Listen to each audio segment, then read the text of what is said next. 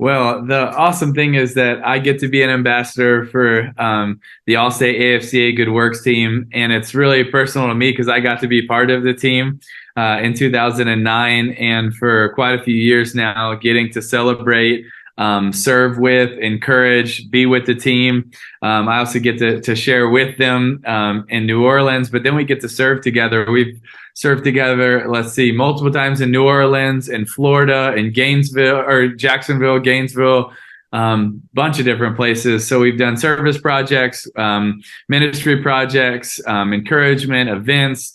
And it's just awesome because these young men that FBS, FCS, and the honorary coach every year are incredible young men, Ryan. And what they do is so special. Like, I love it because we have so many awards, like honestly, countless awards for what they do on the field. This is one of very few for who they are and what they do off of the field. And that's why I just think it's such a big deal that we celebrate the impact that they're making. And that's at like the most prestigious level of, Blake Corum and Will Shipley and Ladd McConkey. So national champions and hyped and highlighted guys, but it's also Trent Maddox at Ashland University and the impact that he's making in his local community and with special needs. And he even started his own special needs football camp. And he also, was a part of Night to Shine with me and awesome things. But then they're just doing amazing things all around the country. And honestly, for some of them, all around the world. I was just hearing about one of the mission trips in Guatemala. That's just so cool. And so it's really cool to see the impact that they're making, and some of them with the big platform and some not as big, but the impact is going so far, and the ripple effects. Honestly, the ripple effects I'm still hearing about from some of these young men from 5, 6, 7 years ago. That's really cool. I think, so many have stepped up in COVID and done a lot. They've also stepped up leaderships in their schools.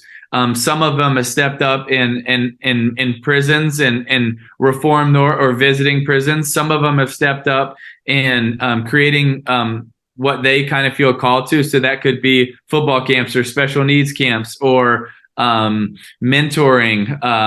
Some of them have been supported domestic violence shelters.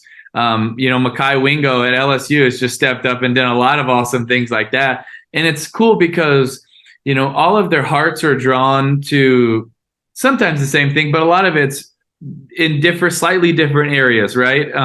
We've just named probably 12 different areas of impact, and they listen to that conviction and that nudge, and they step into that area they feel called, and they're making such an impact. And I just love that Allstate is highlighting that. And then when you give them more of a platform, they can do even more good with it. And that's what we've also seen. And so I think that's just a really cool give and take of they've stepped up and Allstate honors them, and they can do even more with it. It's really fun. I think it's some of the most special memories that I have actually for my time at Florida is how many days we were in Shands Hospital in season almost every Tuesday, sometimes Mondays, depending on when practice schedules were, and tutoring in the evening. That was one of our favorite things, being able to go to the prisons that aren't far from there and take some of my teammates. And that was awesome. We actually, my junior year, we were able to start, something we called First and 15. It was a powder puff football tournament to raise money for orphans. And that first year, I think we made, I don't remember, don't hold me to it, but maybe it's like 15,000, something like that. And the next year, my senior year, man, we asked the NCAA over and over and over again if we could do this, and finally they allowed us to do a bigger version of it. We had a whole week of impact. We took sick kids and hurting kids to Disney. We did ice cream social at the hospital. We did something every day. And at the end of it, it capped off with the Powder Puff football tournament. So all the sororities and female organizations had their team. They they competed for first place in picking football players as their coaches. So we made money for the organizations for that. And then we were able to host the championship game in the swamp right before our spring game.